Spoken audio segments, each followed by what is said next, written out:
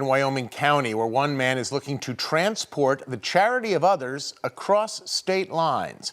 Newswatch 16's Jack Culkin introduces us to the man with a van and a plan. I just got shoe polish and just wrote on the window. You know, like I said that to my wife and she's like, what, shoe polish? I'm like, it's a high school thing. NC Trip 1016, a countdown to gather more supplies. Yeah, the generosity blows you away sometimes. That Tim Robinson of Falls plans to bring to North Carolina, to areas hit hard by Hurricane Helene.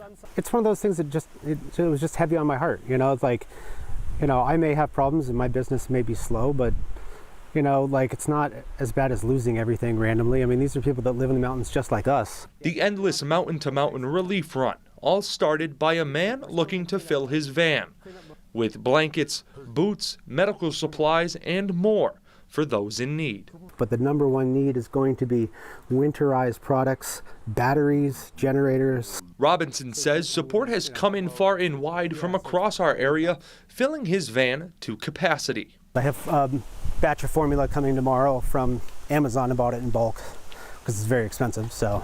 But even though his trip hasn't started, he's already hit a few roadblocks. Donations are coming in, which is great, but they're coming in at such a vast speed that since I started this, my drop-off spot has changed about 10 different times. Undeterred, Robinson and his wife continue to prepare. I'm not saying this will be my last trip. I have no idea. For a trip that will take the charity of so many at home to those who need it most. You know, but you have to start somewhere, and you want to do something, and this is something. Jack Culkin, Newswatch 16, Wyoming County.